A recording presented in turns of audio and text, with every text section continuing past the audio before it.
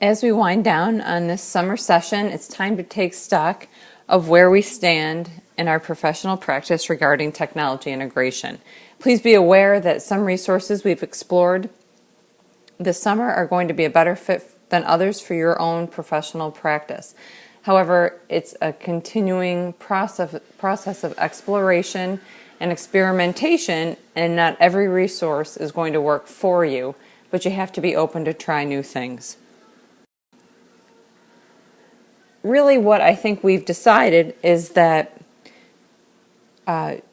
change is possible, but there are some significant hurdles to overcome. First of all, our current educational structure may not be set up to allow for significant change, the change needed to kind of morph our personal technology use with our professional technology use and how we use it with our students. I think we've also come to terms with the fact that there's a major gap between what happens on a college campus versus what happens in the K-12 environment. And I think all of you who've been on a college campus recently can see this gap. It's noticeable and it's concerning, but yet we're not ready to have those conversations really in K-12. We do know through our own personal experience that teachers are in the K-12 environment, are extremely constrained by standardized testing, budgets, the digital divide, etc. And those are issues that we talk about, but I don't think anyone has a clear answer on how to overcome them. And then because of the constraints that teachers have, that trickles up, I guess, into higher education. So students leave K-12 without the skills necessary for success in higher education, or even success in what we now call the 21st century work.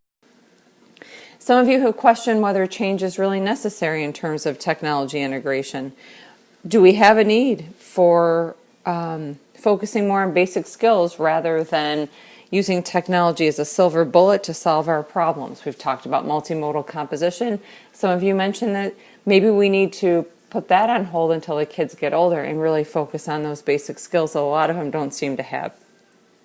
The perceptions of technology can really make change difficult and necessary, and maybe unnecessary.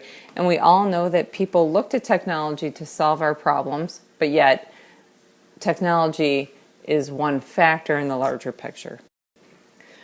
I do want you to think about the possible uses of technology in your teaching practice. And there's lots of different uses, and it is not just limited to student learning. So it's a means of building online communities with other colleagues, a way of sharing curriculum, a way of finding out more information about how to do something for your students, for yourselves, and it's a way of connecting with families and with students and with a local community. So please don't limit your thinking to technology about just how it impacts learning or how it can be a motivator for students. It's really so much more, and that's what I've tried to communicate in this class. So I want you to think about your own technology use in your everyday life. So you probably share things, you probably share pictures, documents, maybe you are doing some professional work, management, organization, just a way of staying in touch with people. And why is it so wrong to think that that can't be integrated into your professional lives? You also need to think about how your students are using technology personally. And as we'll see a little bit later, is that technology use is frighteningly, in a way, getting younger and younger. So again, I want to reinforce that we're not just talking about technology and how it impacts student learning or potentially can. You need to think about how it can help your organization and management of your professional practice. LiveBinders was a great example of that, and all the Google tools. And there are so many more that, obviously we didn't even come close to touching in this class. You can think of the TED Talks, you can think of Vialogs, but it's much more than just student learning. It's for your own professional development.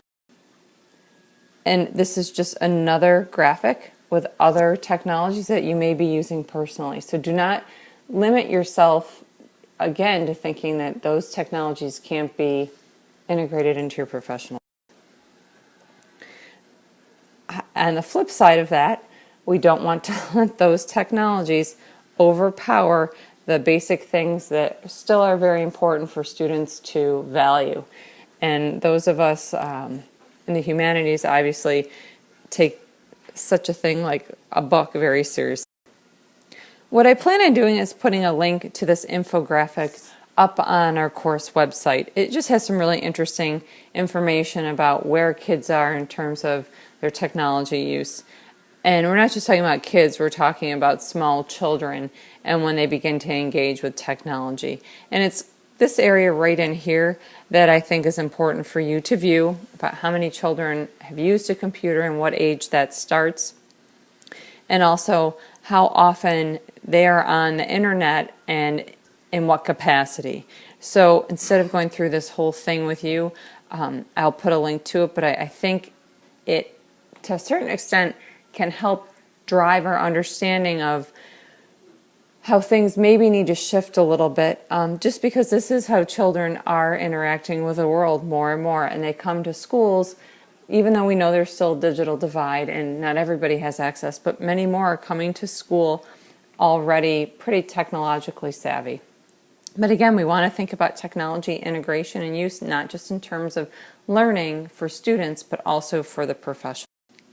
Okay, the last thing is really, what are we left with as we finish the course?